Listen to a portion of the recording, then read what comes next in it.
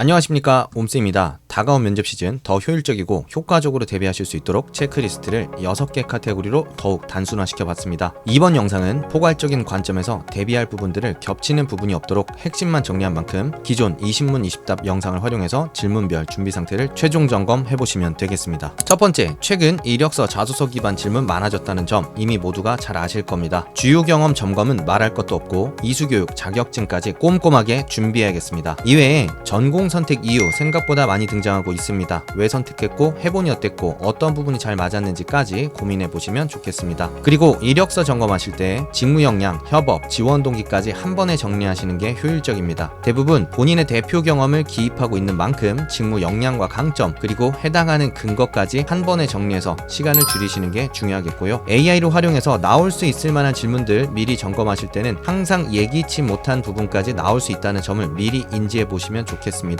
두 번째, 자기소개입니다. 유튜브에 관련한 영상들이 매우 많습니다. 한 가지만 짚자면 경험 어필 플러스 역량 키워드로 가면 다른 스펙 좋은 지원자들을 띄워주는 꼴밖에 되지 않습니다. 때문에 내가 어떤 사람인지 캐릭터에 집중을 하되 경험을 활용해서 어떻게 그런 모습이 여러분의 주요 경험 안에서 발현되었는지를 전달하는 데 집중하시는 것이 차별화를 확실히 할 수 있는 전략이겠습니다. 세 번째, 지원 동기입니다. 최근 중요도가 많이 낮아졌습니다. 부담스러울수록 평균만 친다는 마인드로 준비하면 좋겠습니다. 지원자들의 솔직한 심정을 듣기 위해 회사 선택 기준을 같이 묻는 경우가 많아졌는데요. 두 가지 이유 준비해서 교차로 제시를 해본다면 훨씬 더 탄탄한 논리 만들 수 있겠습니다. 이외에는 업계, 회사 공부에 집중을 하면 되겠습니다. 당사가 타사 대비 갖는 우위를 디테일하게 깊이 있게 파고 들어보시면 좋겠고, 직무 측면에서 어떤 고민이 필요한지 최근 이슈, 전략이랑 같이 결합해서 준비를 하신다면 지원 동기로도 활용이 가능할 것 같습니다. 직무, 지원 동기, 선택 이유로는 중요성과 함께 왜 본인과 잘 맞는다고 생각하는지까지 같이 결합해서 차별화 포인트 잡아보시는 걸 권장드리겠습니다. 네 번째, 직무 역량입니다.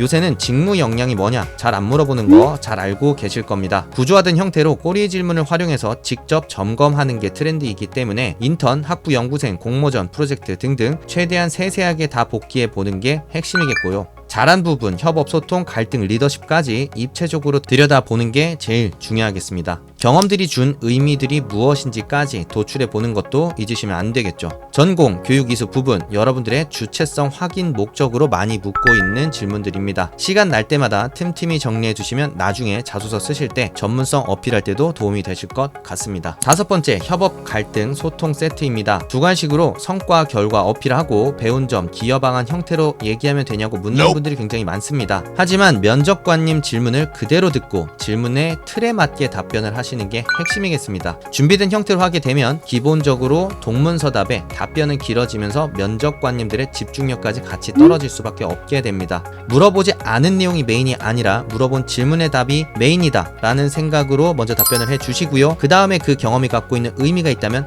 간략하게만 덧붙여 주시는 걸 권장드리겠습니다.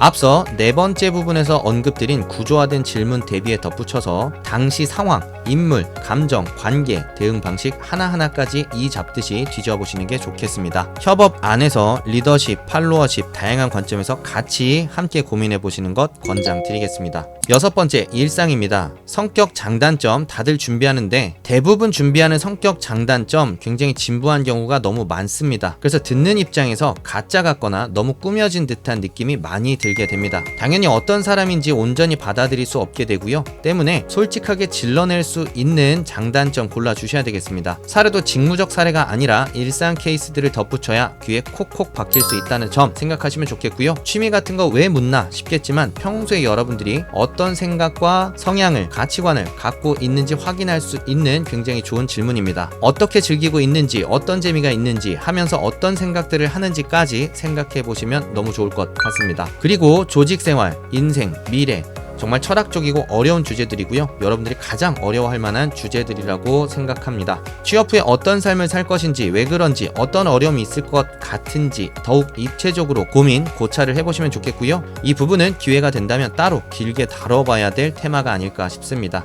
조직 생활에 대한 이해를 높이는 게 너무 어렵다. 어떤 갈등 상황이 있을지에 대해서 잘 예상과 예측이 되지 않는다 싶으신 분들은요, 대학을 졸업하면 멋진 인생이 펼쳐질 줄 알았다를 미리 읽어보시는 것도 굉장히 많은 도움이 되실 겁니다. 마지막은 발화 연습입니다. 고민을 했으니 뱉어내는 연습이 중요할 텐데요. 해당 내용은 추가적으로 이어지게 될 영상을 통해서 다뤄보도록 하겠습니다. 시청해주셔서 감사하고요. 구독, 좋아요, 알림 설정 해주신 모든 분들 합격 기원하도록 하겠습니다. 감사합니다. 오음스였습니다.